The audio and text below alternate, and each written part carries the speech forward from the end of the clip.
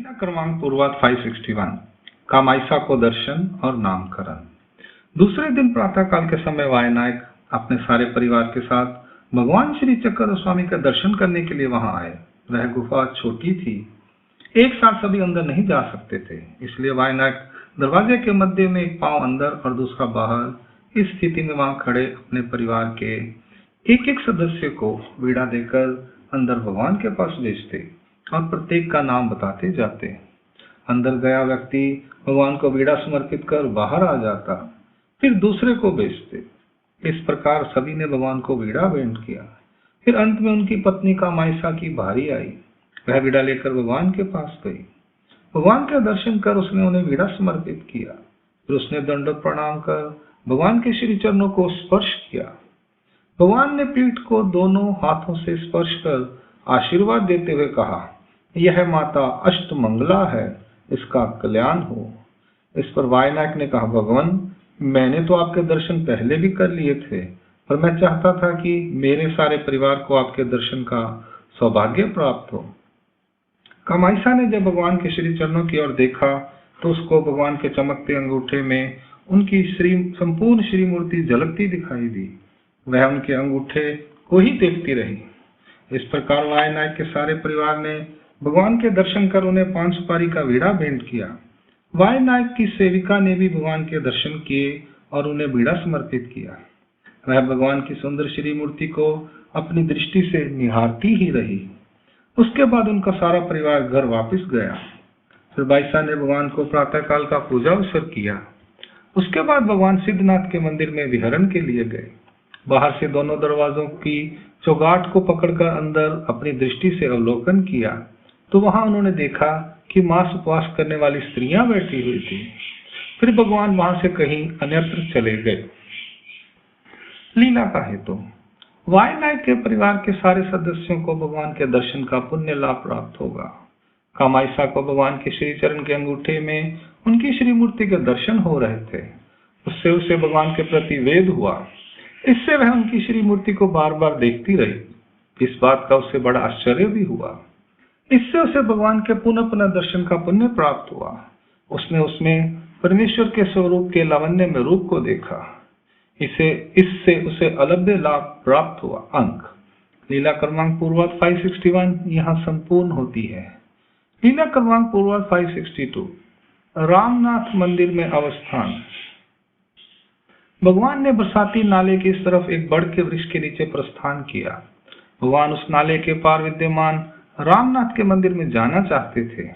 उन्होंने वहां देखा कि वह नाला पानी से भरा हुआ है और उधर जाने का कोई रास्ता नहीं।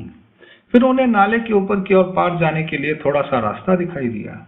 वहां से भगवान नाले के पार चले गए। वहां रामनाथ के नरसिंह मंदिर में भगवान ने 10 दिन निवास किया। लीला का हेतु।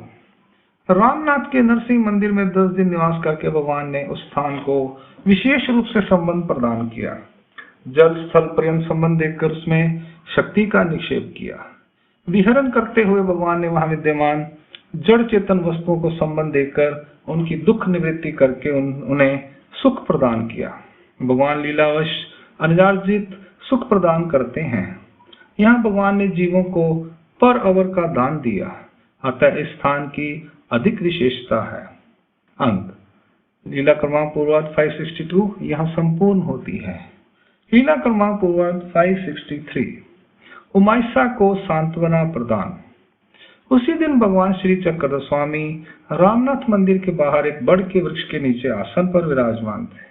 थोड़े समय के बाद उस नाले के दूसरी तरफ उमाइसा भगवान के दर्शन के लिए आई।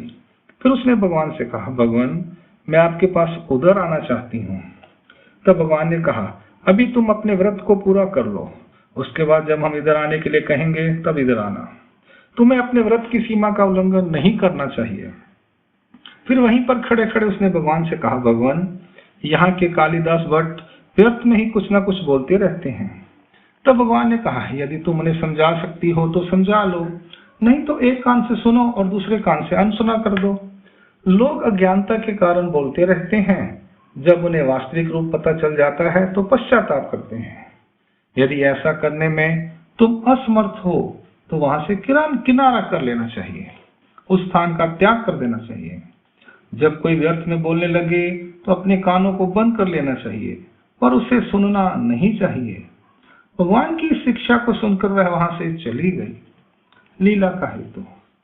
कर्मराहटी देवता भक्ति में यदि कोई पुण्य रूप क्रिया कर रहा है तो उसकी विधि में किसी प्रकार की कोई बाधा उत्पन्न नहीं होनी चाहिए। इसका ध्यान रखना यह ईश्वर का नियम है। अविधि हो जाने पर उस क्रिया का उसे कोई फल प्राप्त नहीं हो सकता।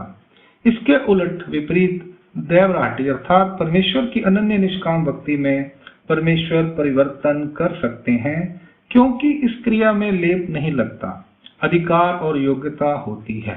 अंक लीला क्रमांक पूर्वार्ध 563 यहाँ संपूर्ण होती है। लीला क्रमांक पूर्वार्ध 564 खीरे लाने पर वैजोबा का भृंगी नामकरण।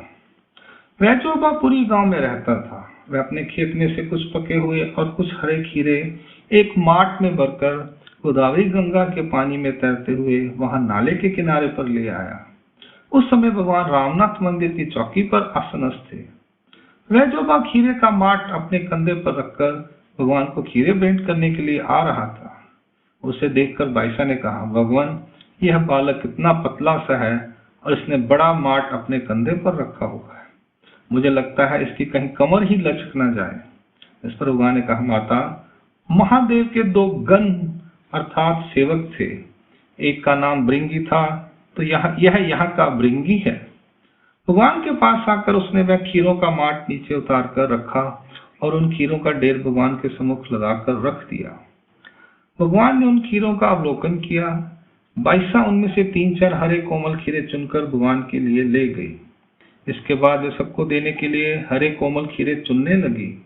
तो भगवान ने बाईसा से कहा, माता, इनके 3 भाग करो, एक और सखत, दूसरी और पके हुए, तीसरी और हरे कोमल, ऐसे 3 ढेर लगाओ। फिर प्रत्येक को एक जैसा हिस्सा दो। तो बाईसा ने वैसे ही करके सबको वे बांट दिए। भगवान के लिए जो हिस्सा रखा था वह भगवान ने वहां के पुजारी को दे दिया। फिर भगवान ने उन खीरों को खाया और सब भक्तजनों ने उन्हें ग्रहण किया। लीला का हेतु। वैजोबा बड़ी मेहनत करके वे खीरे भगवान के लिए लाया। फिर भगवान ने प्रसन्न मन से उन्हें खाया और भक्तजनों ने भी खाया।